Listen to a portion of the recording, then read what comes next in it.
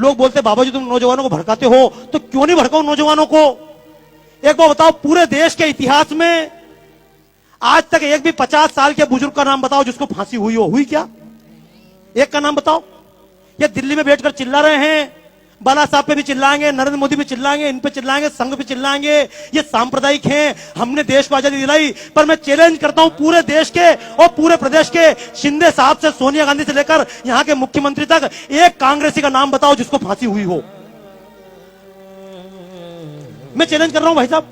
मैंने तो आरटीआई पूछा, पूरे देश में तुमने देश को आजादी दिलाई, लेकिन एक कांग्रेसी का नाम बताओ जिसको अंग्रेजों ने फांसी दी हो। अंग्रेजों ने केवल लाठी नहीं खाई, डंडे नहीं खाए, केवल मक्खन और अंडे खाए हैं। लेकिन समस्या है, इस देश का नौजवान भगत सिंह क्यों नहीं बनना चाहता? इस देश का नौजवान शिवाजी क्यों नहीं बनना चाहता? इस देश का नौजवान फांसी क्यों नहीं खाना चाहता? नौजवान को गाली देना आसान है, लेकिन कहूंगा दोस्तों, पूरे जीवन में महात्मा गांधी ने कभी एक डंडा खाया?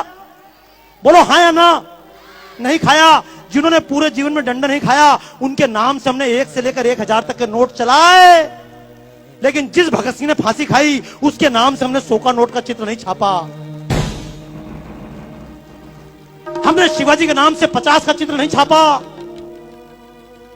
और सांप्रदायिकता की बात नहीं है, ये शिवसेना के मंच से खड़े होकर कहना चाहता हूं इस बात को, अशफाक उल्लाह की कुर्बानी भूल ना हम पाएंगे।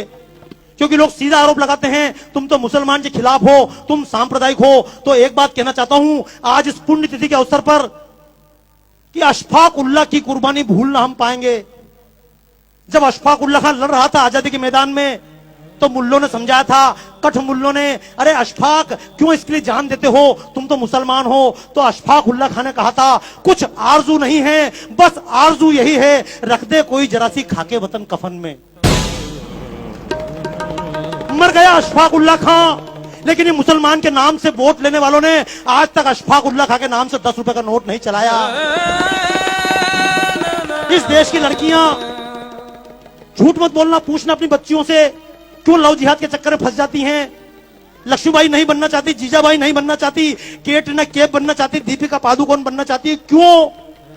क्योंकि जिसने देश के लिए ये प्राण दिए, जो मैदान में लड़ते लड़ते मरी, उस लक्ष्मीबाई के नाम से हमने 1 रुपए का नोट नहीं चलाया।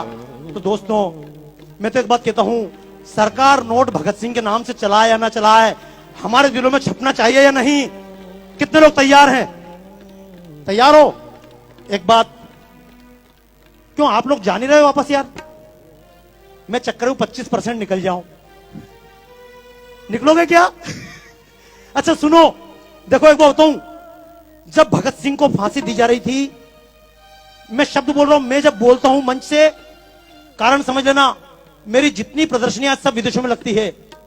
राजू निवल जी से बात चल रही थी, बाबा जी आपकी प्रदर्शनी लगाएं, तो मैंने कहा मेरी प्रदर्शनी भारत में नहीं लगती। बोले क्यों नहीं लगती है? मैंने कहा जब भारत में कोई बात बोलता हूं तो लोग बोलते तुम सांप्रदायिक हो, और जब अमेरिका में खड़े होकर बोलता हूं तो लोग बोलते बाबा जी आपने हमारी आंखें खोल दी। तो कारण समझना दोस्तों, जब महात्मा गांधी ने लॉर्ड इरविन से बातचीत की थी, समझौता हुआ था, तो लोगों ने कहा था महात्मा जी, भगत सिंह ने किसी की जान नहीं ली है, संसद भवन के कोने में बम फेंका है, किसी व्यक्ति पर नहीं फेंका। आप भगत सिंह की माफी के लिए बात करो, शर्त रखो, भगत सिंह को माफ करो। तो महात्मा गांधी ने कहा था, ये भगत सिंह, ये अशफाक उल्लाह खां, ये क्रांतिकारी है, चंद्रशेखर आजाद, ये क्रांतिकारी आतंकवादी हैं। तो मैं भी एक बात कहना चाहता हूं, अगर भगत सिंह आतंकवादी थे तो मैं भी आतंकवादी हूं।